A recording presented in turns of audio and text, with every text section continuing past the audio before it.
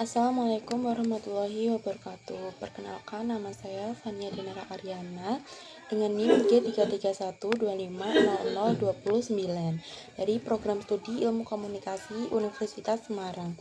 Hari ini saya akan mempresentasikan dengan judul Harmoni Dakwah dan Budaya, Akulturasi Nilai-Nilai Islam dalam Peradaban Nusantara. Presentasi ini akan membahas bagaimana ajaran Islam masuk ke Nusantara secara damai melalui budaya dan tradisi lokal, serta bagaimana nilai-nilai Islam berinteraksi dan menyatu dengan budaya Nusantara. Islam masuk ke Nusantara bukan melalui penaklukan, tetapi melalui perdagangan, seni, dan interaksi sosial.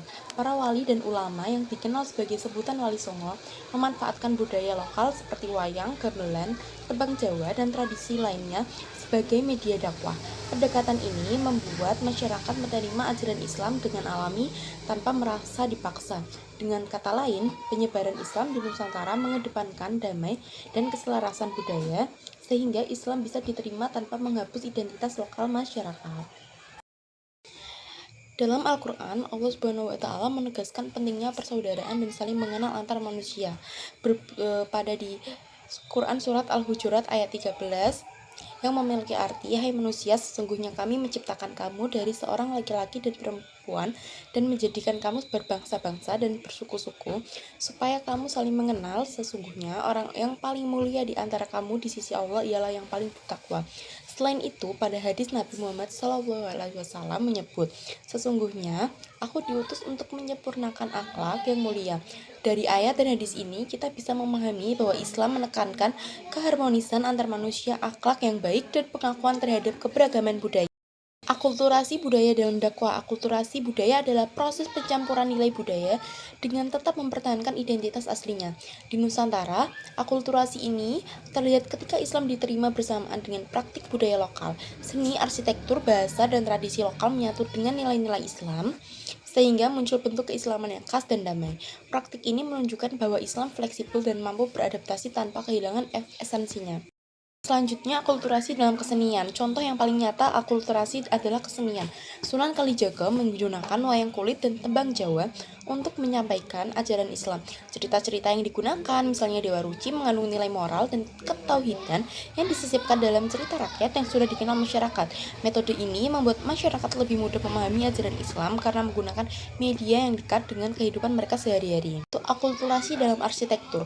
Selain kesenian, arsitektur juga menjadi media akulturasi. Misalnya Masjid Menara Kudus yang menampilkan bentuk candi hidup Buddha pada menara azannya. Ini menunjukkan bahwa Islam hadir untuk menghormati warisan budaya lokal sekaligus memberi makna baru yang sesuai dengan Islam, nilai-nilai ajaran Islam. Arsitektur ini menjadi bukti bahwa Islam dapat bersinergi dengan budaya lokal tanpa harus menghilangkan identitasnya. Akulturasi dalam tradisi dan bahasa. Akulturasi juga terlihat pada tradisi dan bahasa. Tradisi seperti sekaten atau rokatase dipadukan dengan ajaran Islam melalui doa, sedekah, dan syukur. Bahasa lokal pun banyak menyerap istilah Arab. Sementara sastra lokal seperti Serat Centini menanamkan nilai tasawuf dan akhlak Islami. Hal ini menunjukkan bahwa Islam tidak memaksakan perubahan tetapi menyatu dengan tradisi lokal secara harmonis. Pandangan Islam terhadap akulturasi. Islam membolehkan akulturasi selama tidak bertentangan dengan syariat. Terdapat pada Quran Surat An-Nabiyah ayat 107 menyatakan yang artinya, "Dan tidaklah kami mengutus engkau Muhammad, melainkan untuk menjadi rahmat bagi seluruh alam." Dari ayat ini dapat dipahami bahwa Islam hadir untuk menjadi rahmat, termasuk dalam hal budaya.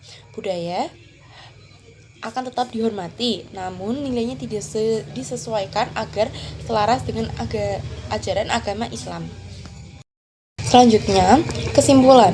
Sebagai kesimpulan, akulturasi antara Islam dan budaya lokal Nusantara telah menghasilkan keislaman yang damai, toleran, dan kontekstual. Islam mampu menyempurnakan tradisi tanpa menghapus identitas budaya masyarakat. Hasilnya adalah peradaban Nusantara yang harmonis, di mana nilai-nilai Islam dan budaya lokal berjalan beriringan secara seimbang.